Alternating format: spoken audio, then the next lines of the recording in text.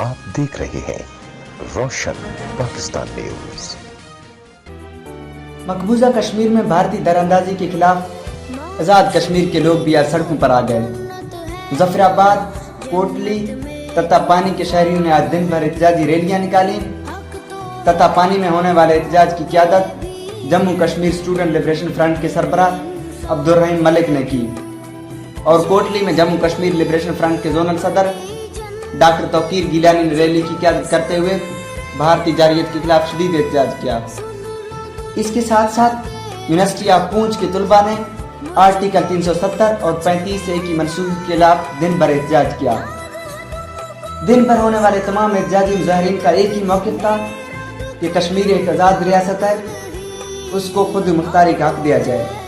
Hashmat Bloch, Roshan Pakistan news, Islamabad.